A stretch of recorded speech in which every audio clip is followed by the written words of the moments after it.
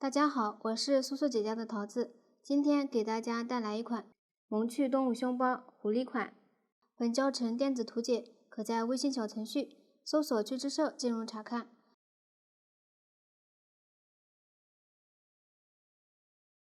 这款包包由主体和尾巴组成，先钩织主体，然后再制作尾巴。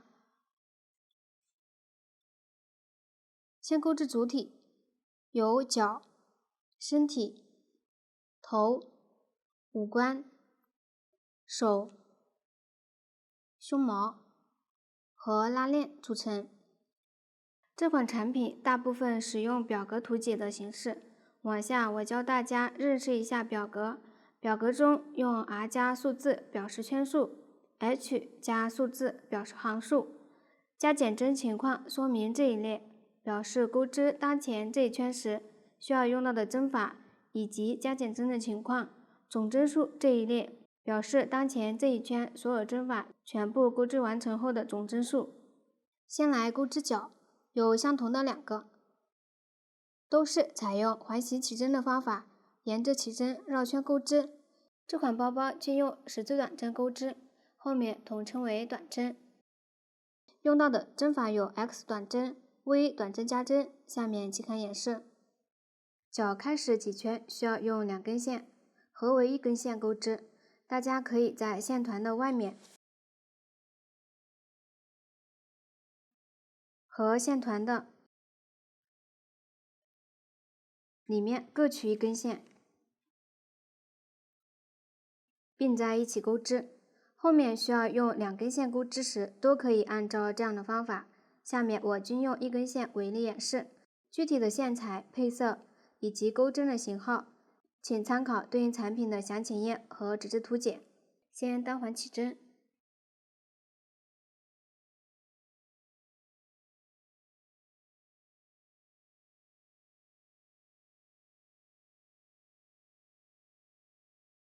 接着在起针的大洞里钩7个短针，注意钩十字短针，先立个锁针起立，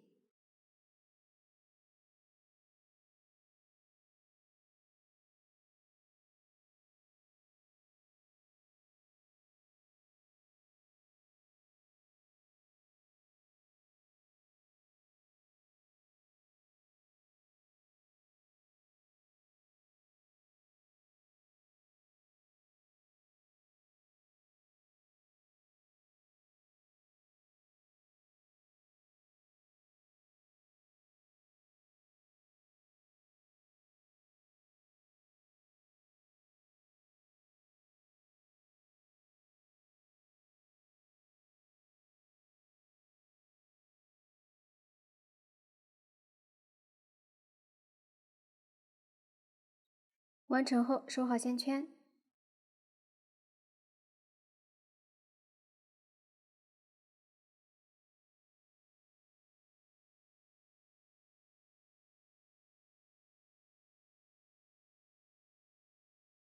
最后与第1个短针引拔连接，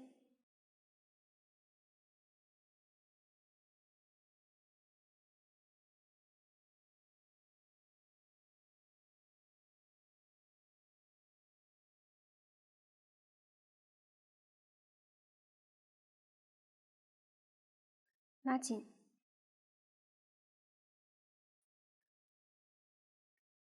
这样第1圈就完成了。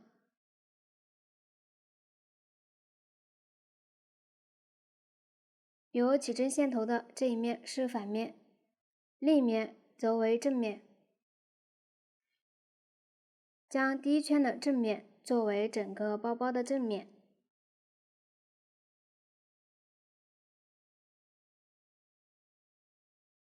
下面来钩织第2圈，立一个锁针起立，翻表示翻面的意思，翻转织片。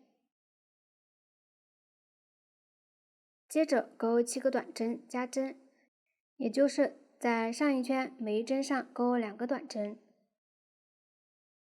钩的时候将线头包裹进去。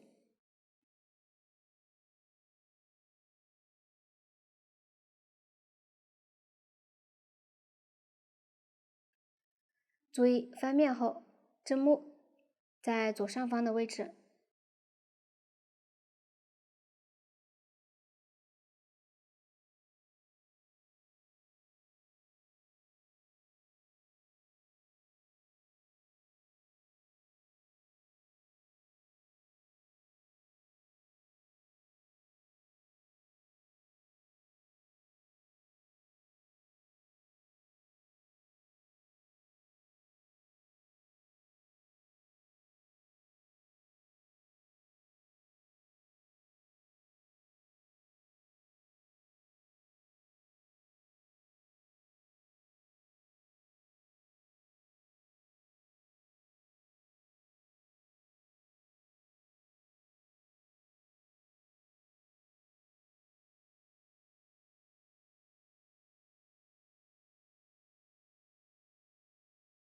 钩好后，也与第一个短针引拔连接。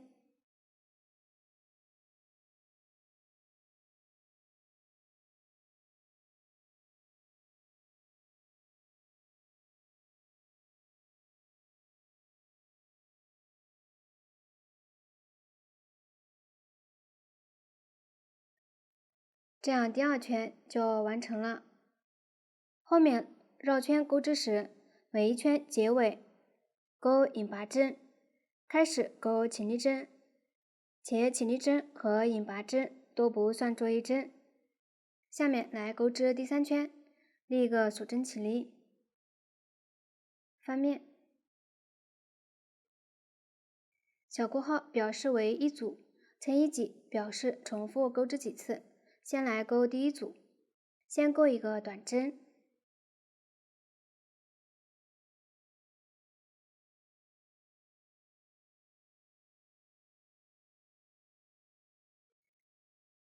接着钩一个短针加针，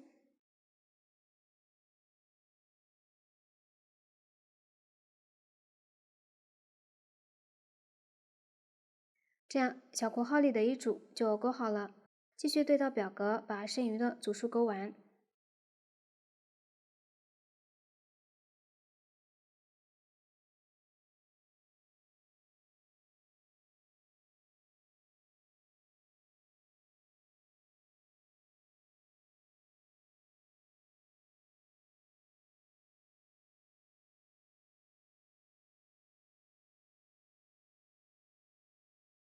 钩好后与第一针引拔连接，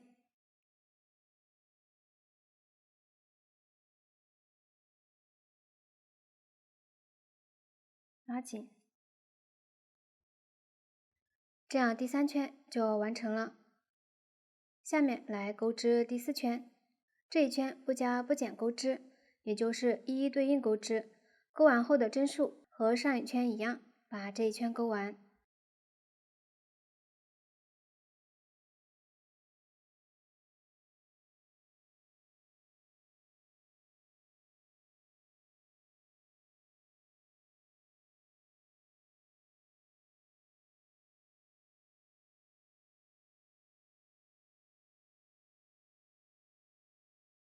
钩好后引拔，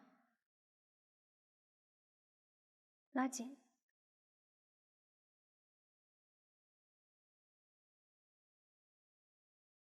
这样第4圈就完成了。由于下一圈需要换色，这里预留一点线头断线。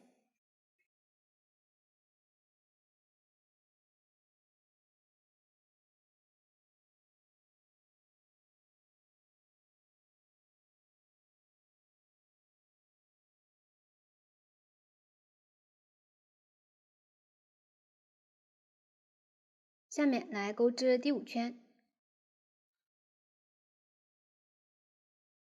取出对应颜色的线，在左手挂好，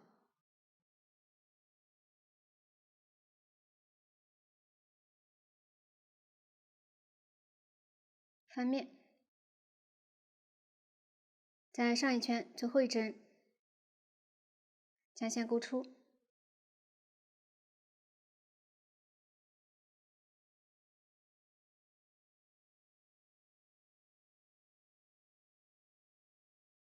立一个锁针起立，然后对照表格里的针法把这一圈勾完。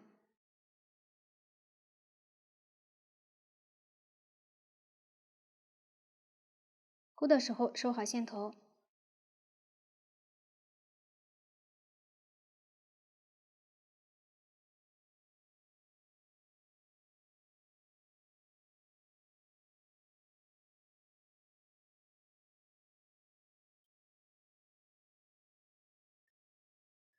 完成后，引拔拉紧。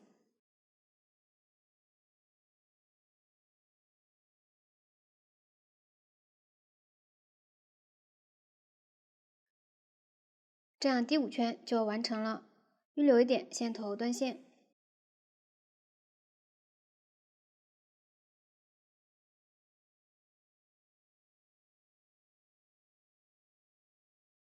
这样一只脚就勾好了，下面大家按照同样的方法把另一只脚也勾好，勾好后不断线，这样脚就讲完了。下面来学习身体的钩织，先连接2只脚，然后向上继续钩织身体。用到的新针法有 A 短针减针，下面请看演示。这里我用小样演示，配色随机，大家以手里的实物为准。接着不断线的脚继续钩织，先钩4个锁针，翻面，取出另一只脚，从第1针开始钩织。注意，从上一圈反面入针。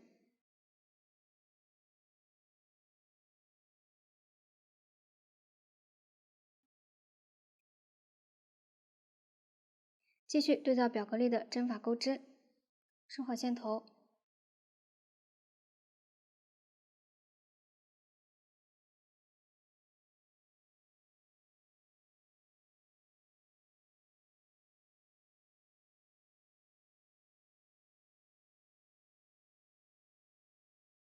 钩好后，到了锁针位置，调锁针的1根线钩织。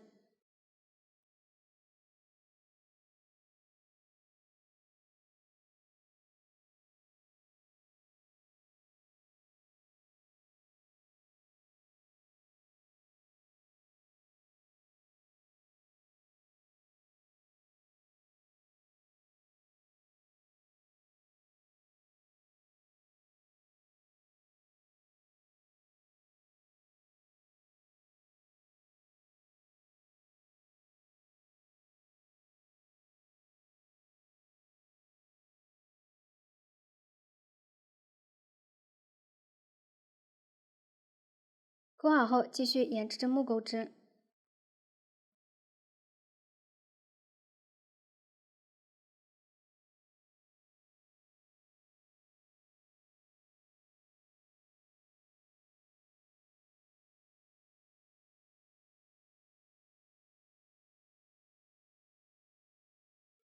针目位置钩好后，又到了锁针位置，调锁针剩余的2根线钩织。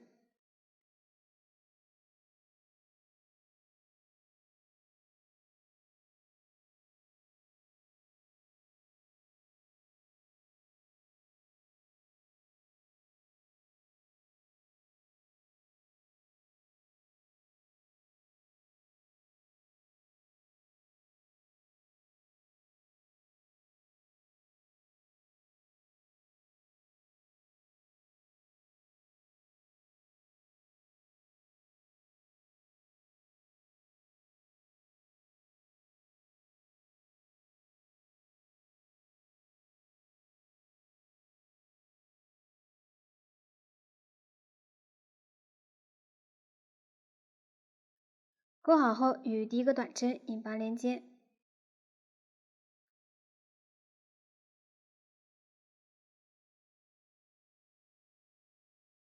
注意不要勾错针目。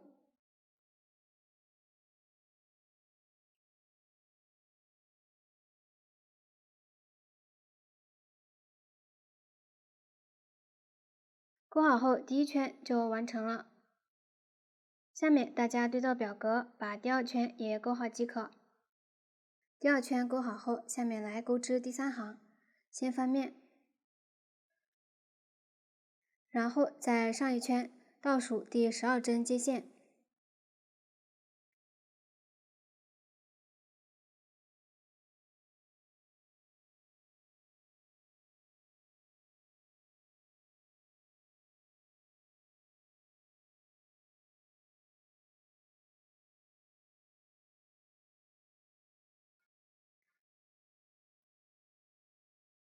立一个锁针起立，然后对照表格里的针法钩织，钩织到最后一针前。遇到线头时，包裹线头，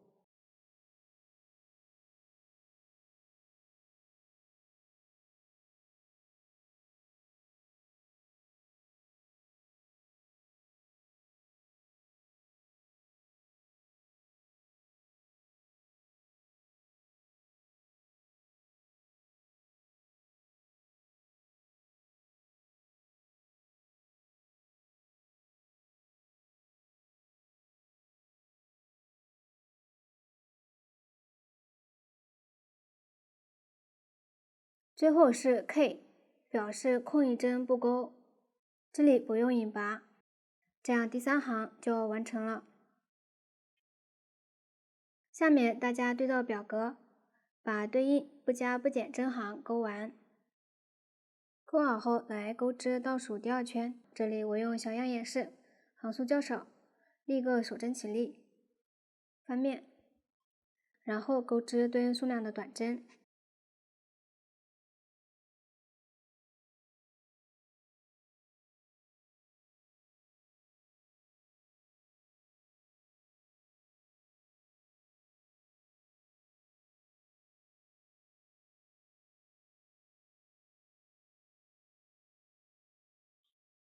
钩好后钩2个锁针，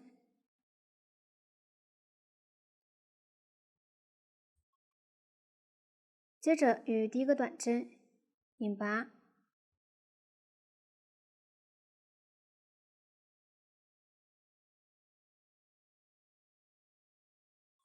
拉紧，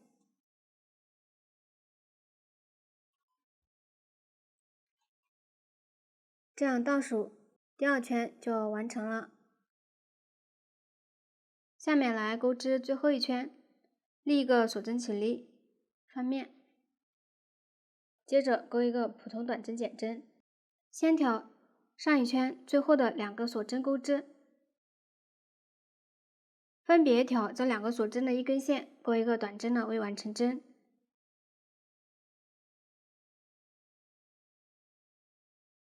1、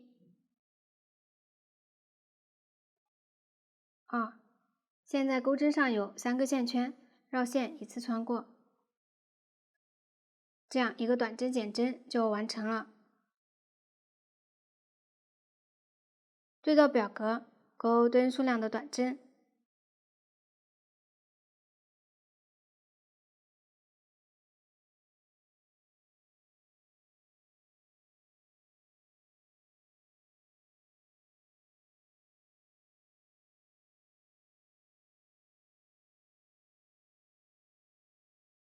接着调针目，钩普通短针减针，先调左侧2个针目，分别钩一个短针的未完成针，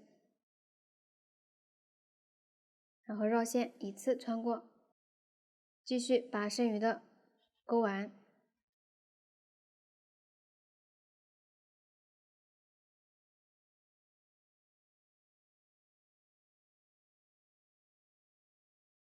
钩好后引拔拉紧，然后预留一点线头断线即可。这样最后一圈就钩好了，到这里身体就讲完了。下面来学习头的钩织，沿着身体继续向上钩织，下面请看演示。先来钩第1圈，这里需要重新接线，我小样这里没有断线，接着之前的线头钩织，大家实际重新接线钩织，方法和脚最后一圈一样。立一个锁针起立，翻面，先在头最后一圈钩对应数量的引拔针，这一圈的引拔针都不用拉紧。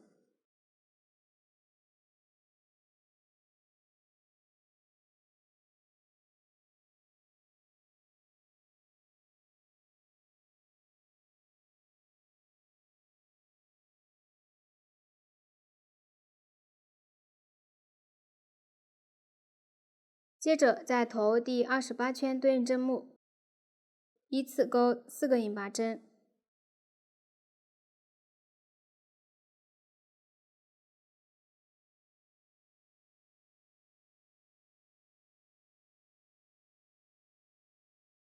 然后在头第29圈对应针目依次钩15个引拔针，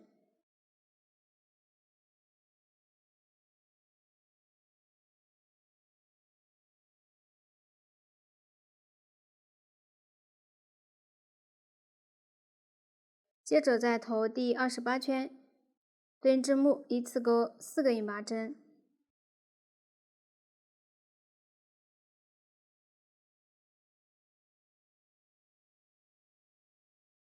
最后在头第29圈钩2个引拔针。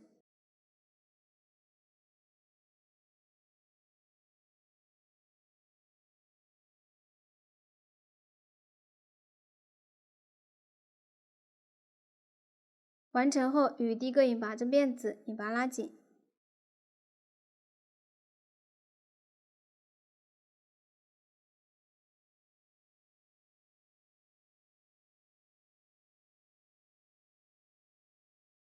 这样头第一圈就完成了。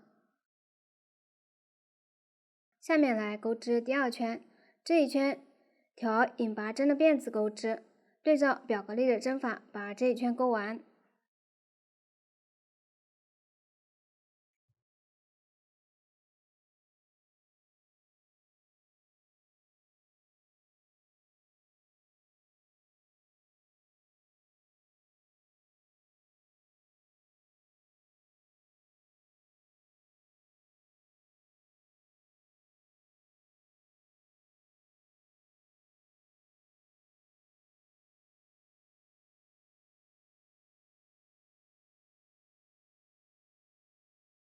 完成后引拔拉紧。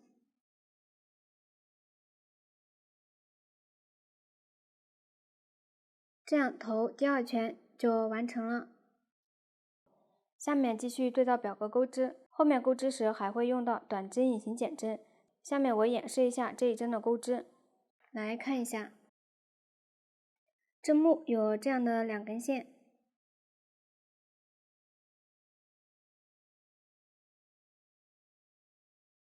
靠近自己的这一根是前半针，远离自己的这一根是后半针。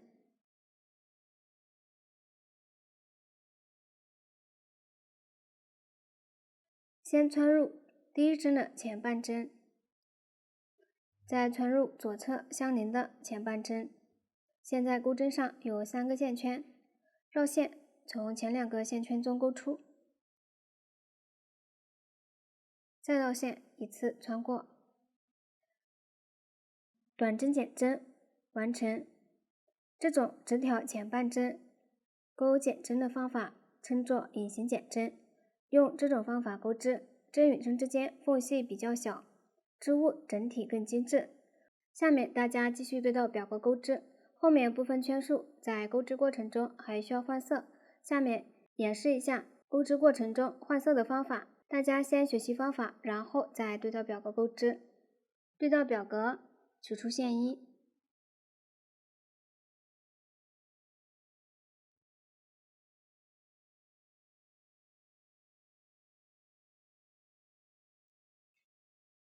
先接线，然后钩对应数量的短针。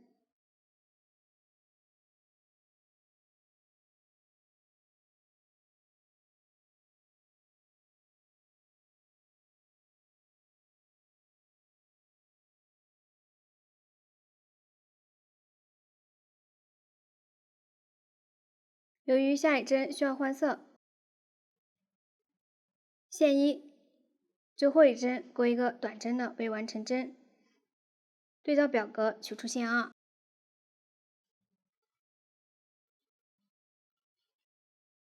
将线钩出，完成这一针。然后用线2对照表格继续钩对应数量的短针。钩的时候包裹几针线2和线头。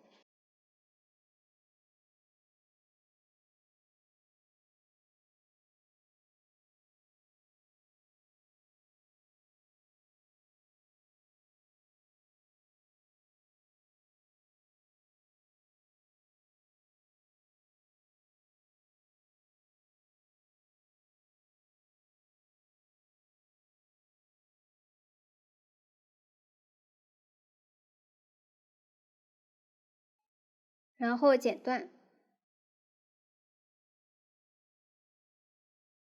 后面如果遇到换色位置距离较远时，都可以按照这样的方法。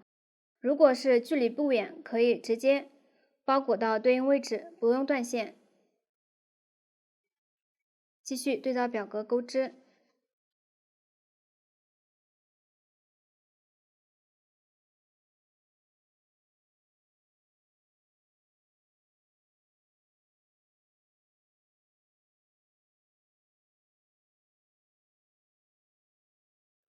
又到了换色位置，前一针钩一个短针的未完成针，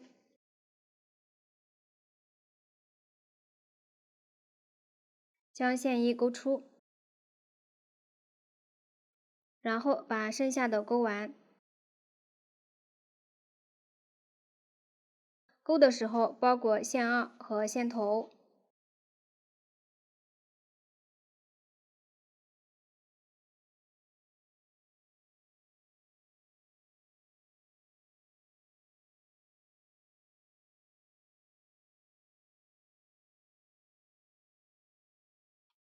然后剪断。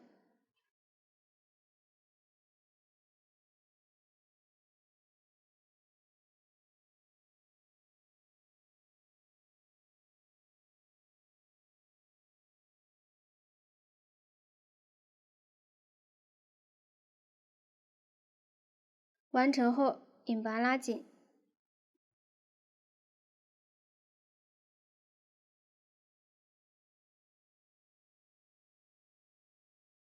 头后面圈数大家对照表格钩织，后面钩织时会需要镀线，这里我演示一下镀线的方法。将线圈拉大，然后将织物或者线团从线圈中穿过，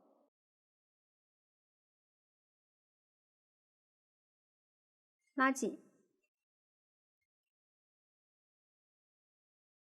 然后在对应针数将线勾出。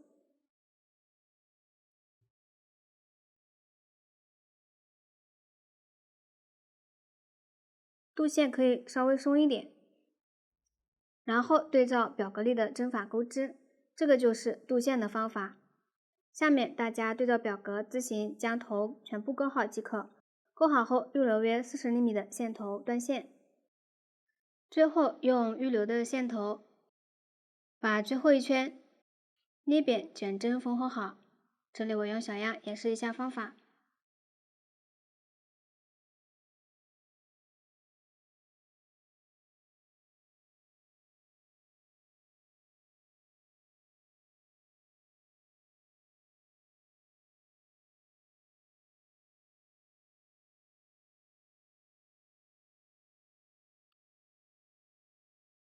同时穿过2个针目。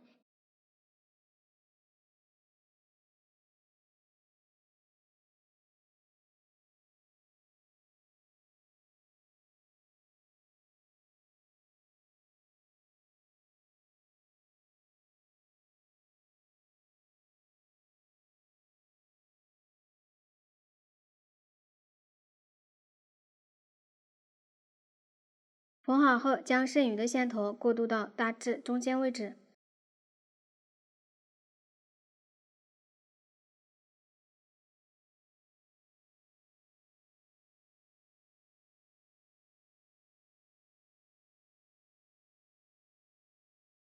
然后钩5到6个锁针。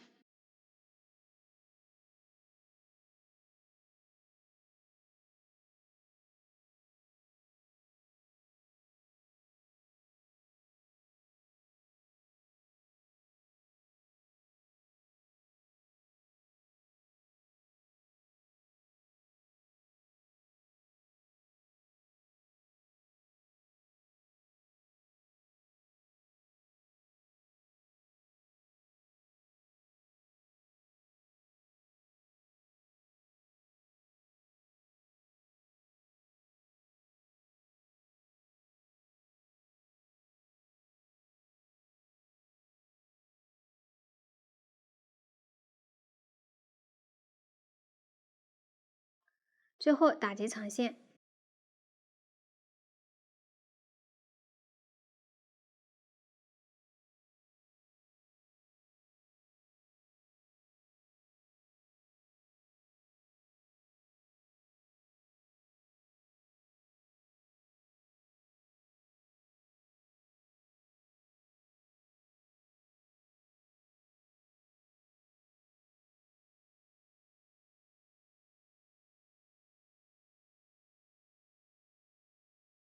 形成这样的扣眼。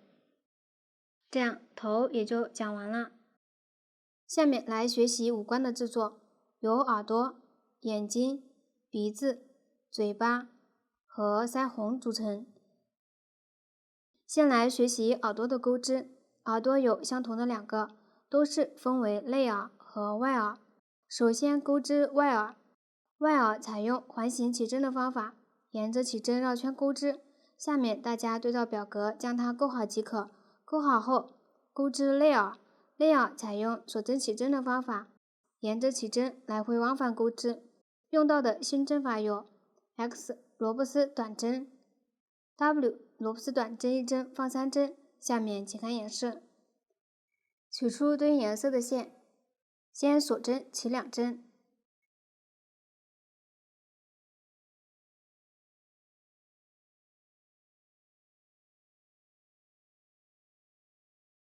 起针完成后，来钩织第一行，倒号表示在倒数第2针上钩织，从钩针一侧往回数，也就是这一针，调锁针上方的半针，钩萝卜丝短针，用左手的中指从上方压住线，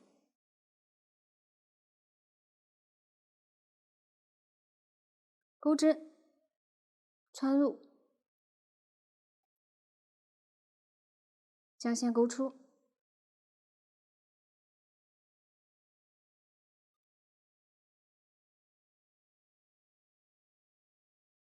注意这个线圈不要拉得过松或者过紧，按照短针将这一针钩完。来看一下，后方形成这样的圆环，这个就是萝卜丝短针的钩法。第一行完成，下面来钩织第2行，第一个锁针起立，翻面，然后钩一个萝卜丝短针，1针放3针，也就是在同一位置钩3个萝卜丝短针。注意，这里在上一行的反面钩织，要保持萝卜丝短针的线圈在一面，所以这里要在对着自己的这一面，用大拇指压住线圈，钩针放在线的左侧，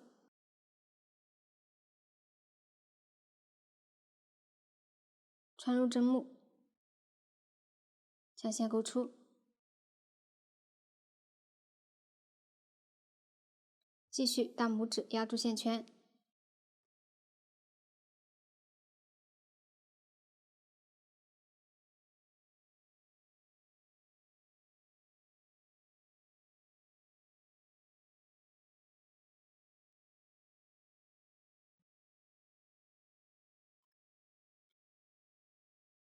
钩好后，第2行就完成了。下面大家对照表格把剩余的行数钩完。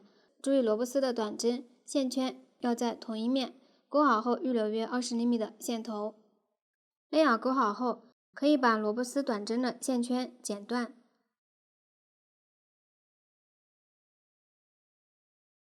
注意剪的时候不要剪到针目。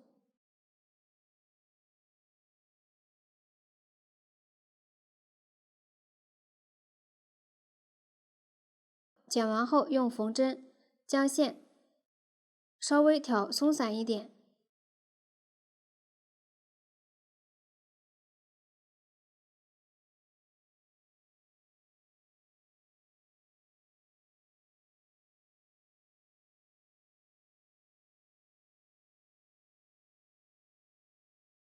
然后将线头修剪一下。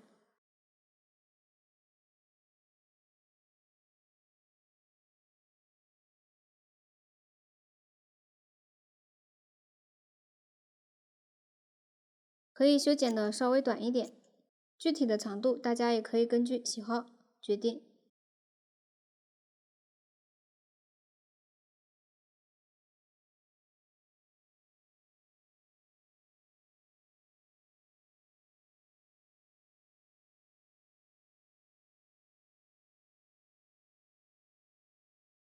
这样内耳就完成了。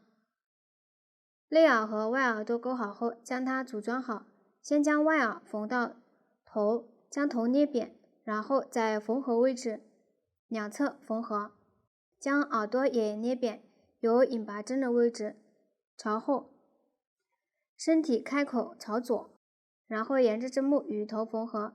下面给大家提供缝合的方法，先学习方法再缝合。这里我用小样演示，大家以手里的实物为准，将预留的线头穿入缝针，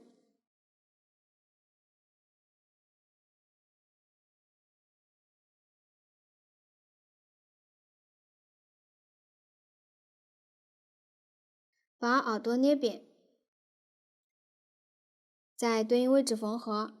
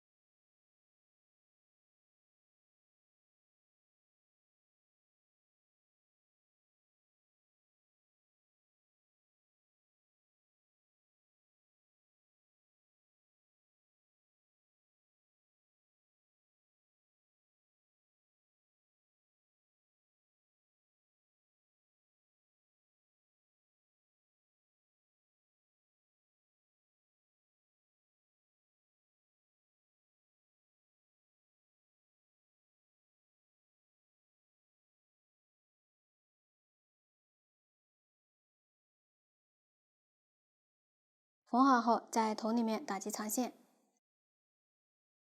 这样一只外耳就缝好了，另一只外耳在对称的位置缝合即可。外耳缝好后，将内耳缝到外耳上，注意有罗布斯短针线圈的这一面朝外，最后一行与外耳缝合位置大致对齐。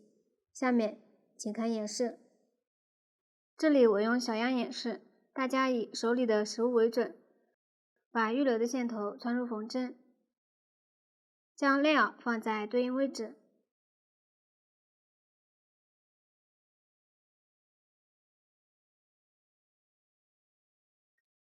然后沿着一圈缝合。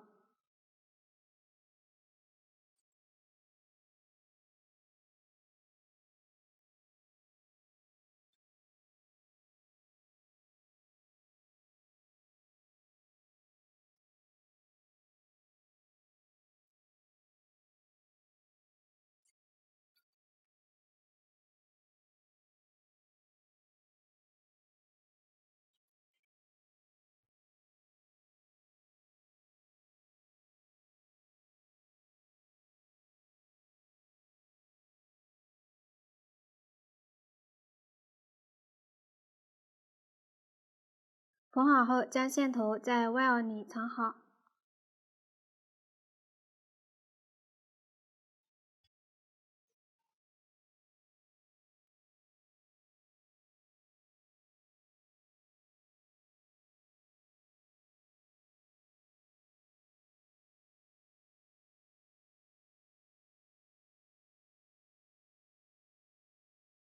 起针的线头也藏好。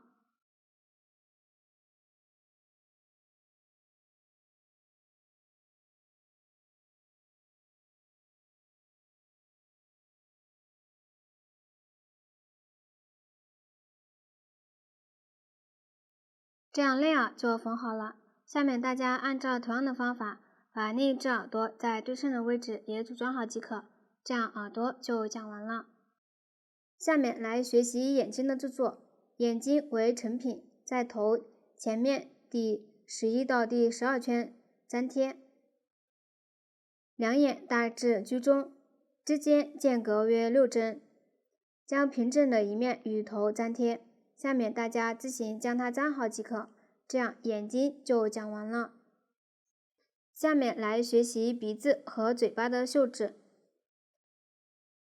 鼻子在头第11到第12圈，两眼之间绣制。先绣一个 V 字形，V 字形的线段约 0.5 厘米，两根线段上方占约2针。绣好后，在两根线段之间填满线段。下面演示一下方法。先剪约50厘米对应颜色的线，抽取其中一股，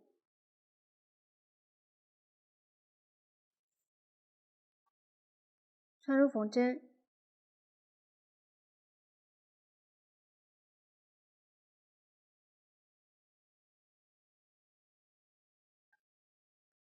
先在头里面藏好线头，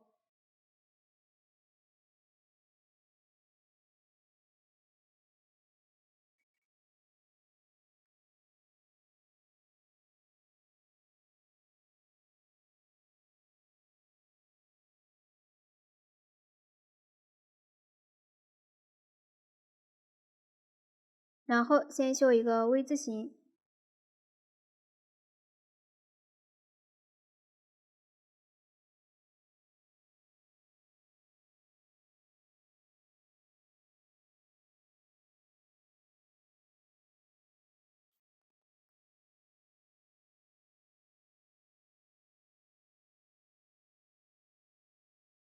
接着在这之间绣满线段。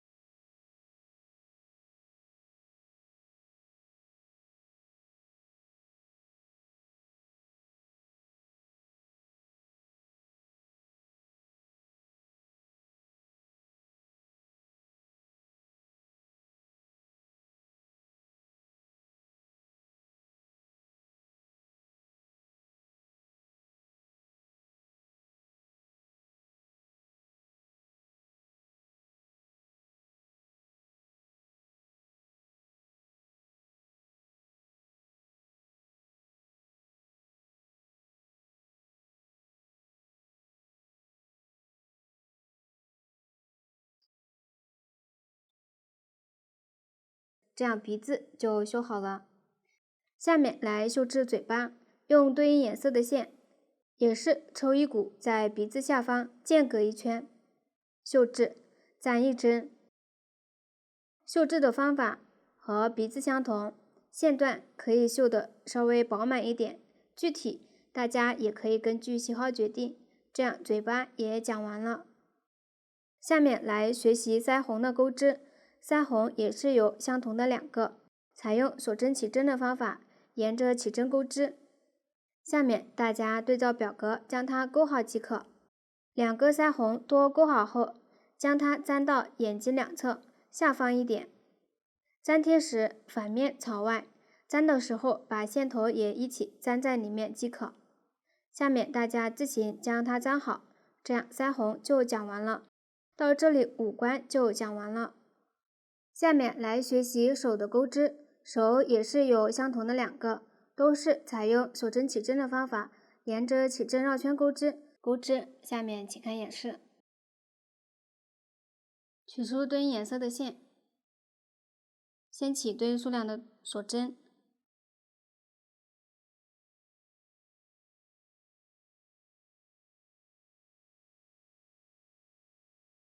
然后从倒数第2针先钩3个短针，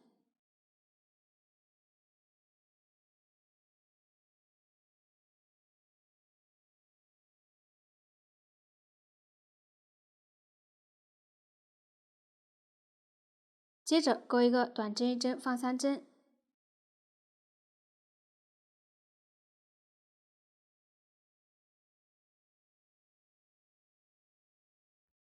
钩好后旋转织片，调锁针剩下的2根线钩织，包裹线头，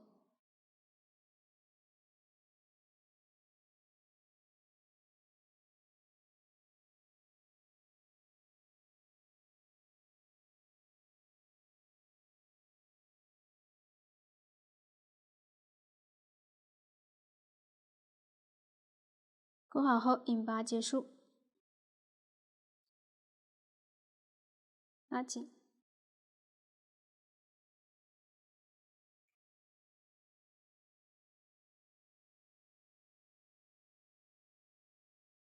这样手第1圈就钩好了。下面大家对照表格将它钩好即可，注意钩织过程中需要换色。钩好后将手缝到身体前面，也就是有五官的这一面，在头下方缝合，2只手居中缝合，之间间隔4到5针。缝合的方法和耳朵类似，下面大家将它缝好即可。手缝好后，在2只手之间缝上小花朵，用手开始几圈的同色线缝合。下面请看演示。剪一节约25厘米的线头穿入缝针，先在任意1只手固定好线头，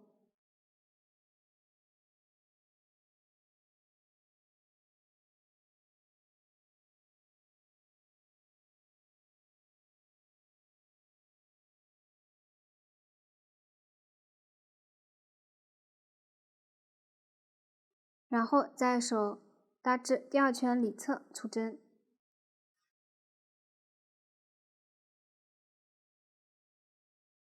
穿入1个花朵，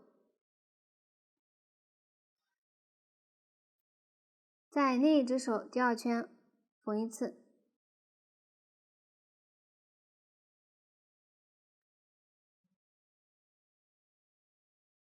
可以再缝1次固定。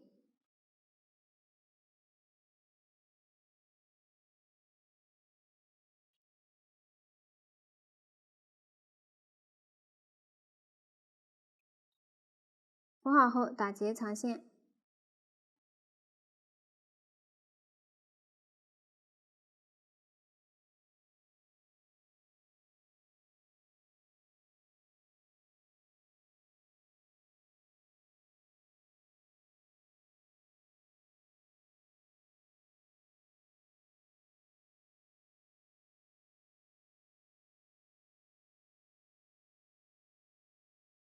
这样花朵就缝好了，手也就讲完了。下面来学习胸毛，采用锁针起针的方法，沿着起针钩织，注意胸毛也都是采用萝卜丝短针钩织，钩织时都是将萝卜丝短针的线圈压在一面，钩好后也需要把萝卜丝短针的线圈都剪断，方法和内耳相同。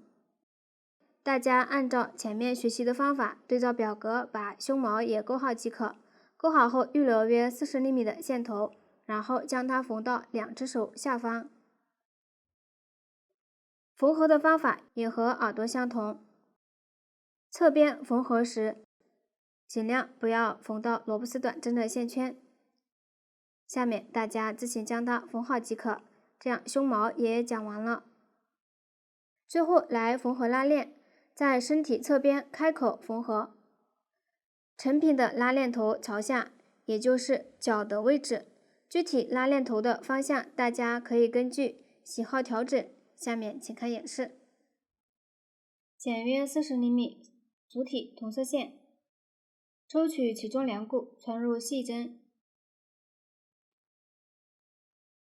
一端末尾打结。这里为了方便观看，我用其他颜色的线演示。取出拉链，将拉链放在身体里。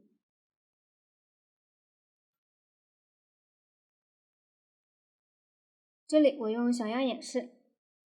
身体开口较短，将多余的拉链放到身体里面。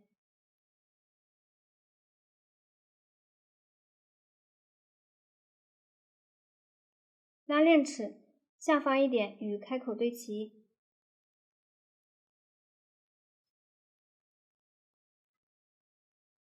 然后沿着拉链齿下方一点与侧边缝合。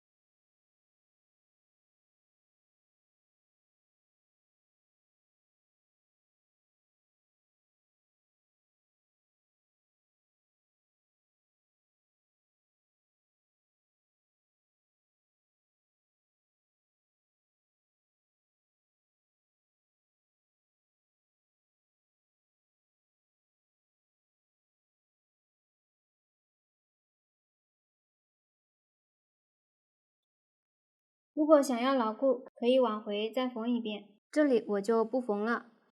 缝好后打结断线。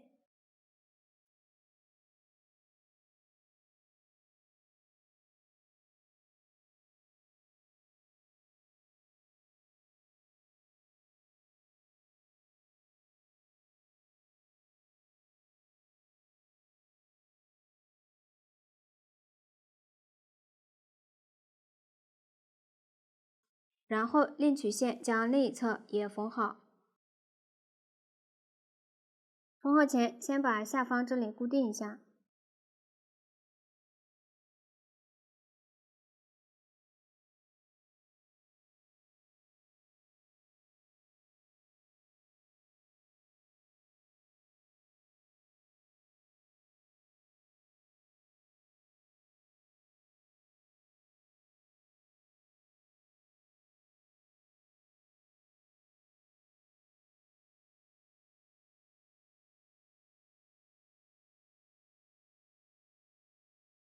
多缝几次固定。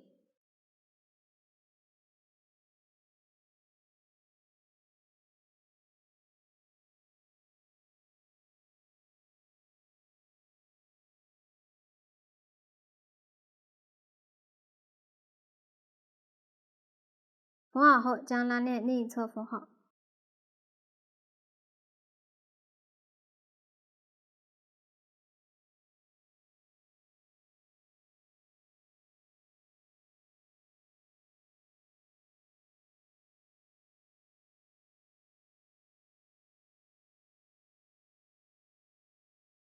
边缝边试拉。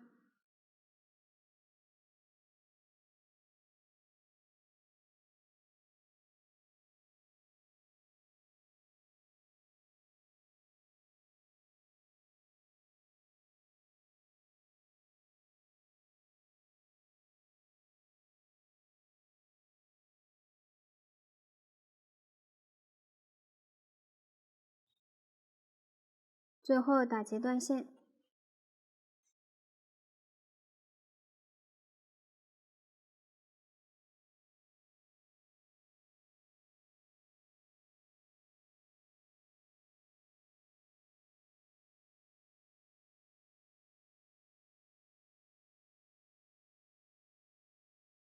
这样拉链就缝好了，到这里主体就讲完了。下面来学习尾巴的钩织，由主体和装饰组成。先钩织主体，再制作装饰。主体采用环形起针的方法，沿着起针绕圈钩织。钩织过程中注意换色，方法和脸部相同。钩好后，将它缝到身体后面第4到5行，下面大家自行将它完成即可。这样尾巴主体就讲完了。下面来学习尾巴装饰的钩织，由玫瑰花和配件组成。先钩织玫瑰花，再制作配件。下面演示一下玫瑰花的钩织。先对照表格将起针和第1行钩好，这里我已经钩好了。下面来钩织第2行。先钩织中括号里的针法，中括号表示在同一位置钩织。先立2个锁针起立，这2个锁针对应上一行最后一针，接着翻面，继续在上一行最后一针钩一个长针，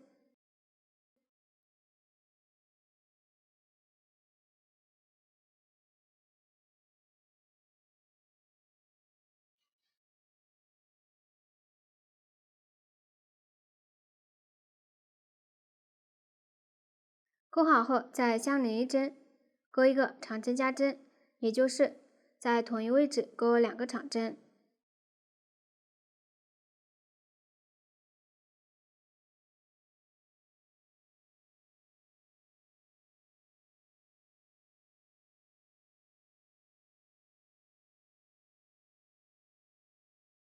接着又是中括号里的针法，相邻一针先钩一针长针，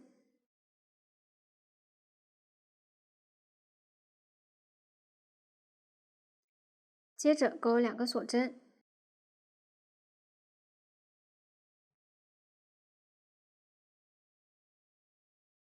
然后在同一位置钩一个引拔针，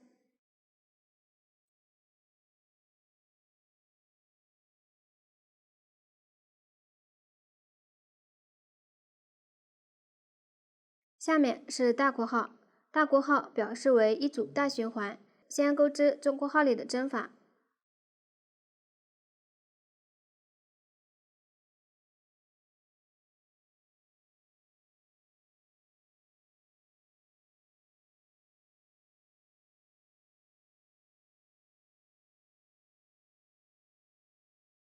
然后钩一个长针加针，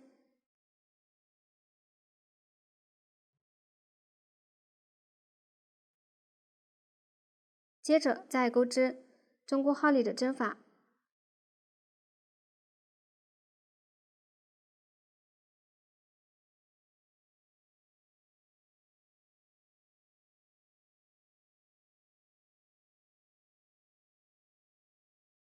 这样一组大循环就钩好了。下面大家对照表格把剩余的大循环钩完。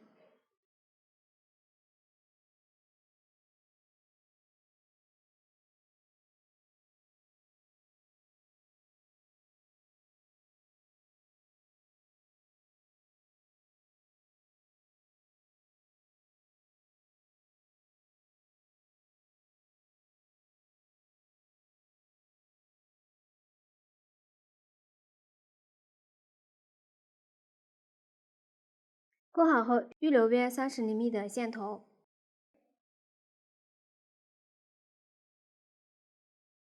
将线头拉出，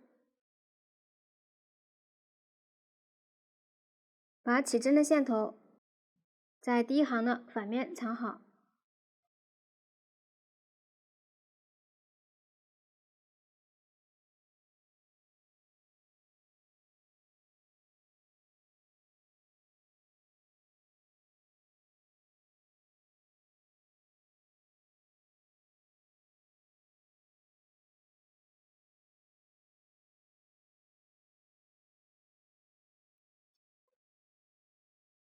大家可以多藏几针固定，然后将玫瑰花第2行反面朝外卷起来，缝成花朵的形状。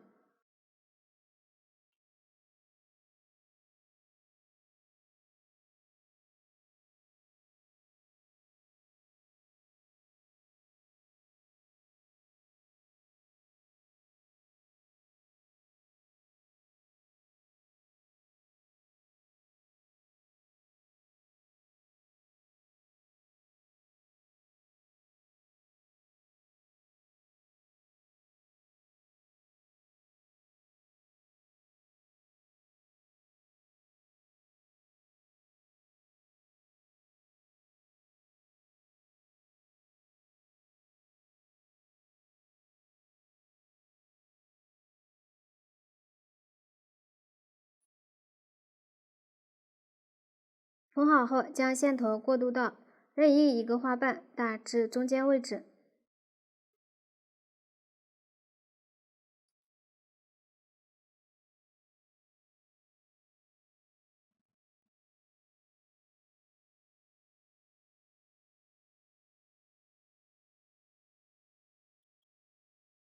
然后缝上龙虾扣。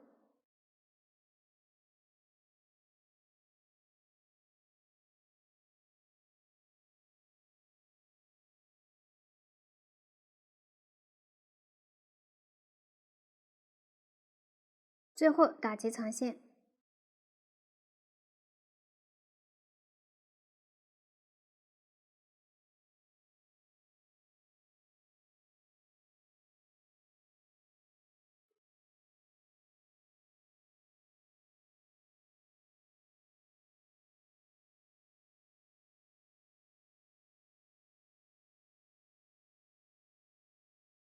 这样玫瑰花就缝好了，并组装了龙虾扣。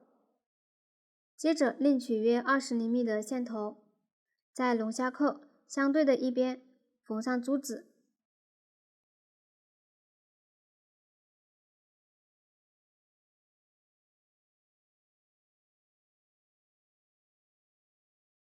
注意这里用针要能穿过珠子。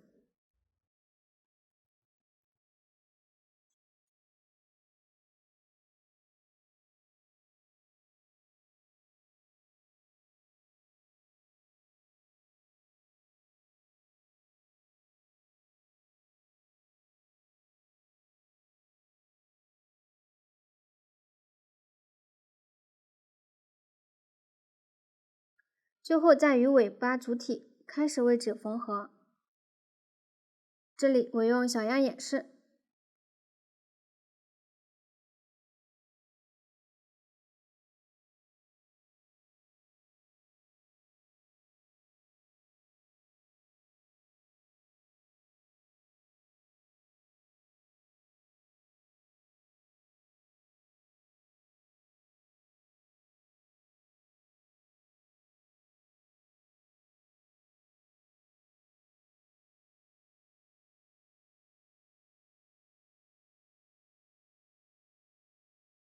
最后将线在花朵里面打结藏好即可，这样装饰就完成了。到这里尾巴就讲完了。最后将龙虾扣扣在头扣眼位置，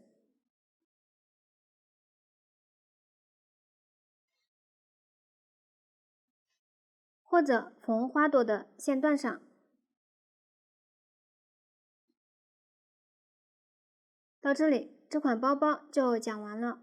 如果大家在钩织过程中还有不清楚的地方，可以与我们的客服联系。苏苏姐家，一针一线，享受生活乐趣。感谢大家的观看，我们下集再见。